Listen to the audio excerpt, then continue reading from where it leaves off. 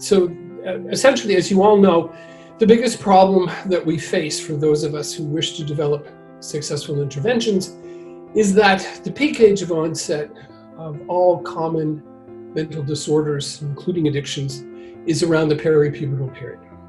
This gives us, unlike our colleagues in cardiometabolic disease, a rather short window within which to successfully assess the risk of an individual child and bring to bear an intervention. And of course, the third is to obviously evaluate the efficacy of those interventions. So let's start with the issue of risk. Epidemiological studies have identified major environmental exposures that we can consider to be predictive of the subsequent risk for mental disorders. But there's enormous variation.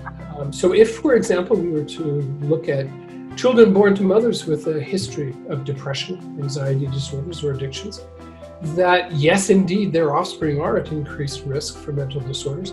But there's, as I say, enormous variation. There are many children born to such mothers who do not experience such fates.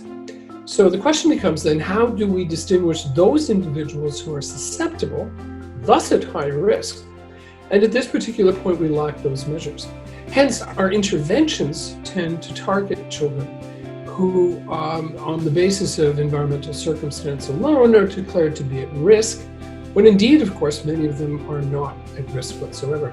This presents a problem. First, it renders our interventions not cost-effective because we're including individuals who aren't truly at risk. But perhaps a more subtle difficulty is that when we come to then evaluate the outcomes, we do so ignorant of the degree to which the individual actually was at risk.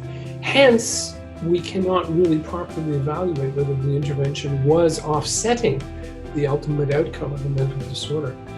So our major challenge then is to really begin to incorporate other measures that can best describe not merely whether the child has been exposed to an environment that predicts a particular outcome, but whether or not that individual child is in fact susceptible and responding to the adversity in a manner that leads to a mental disorder.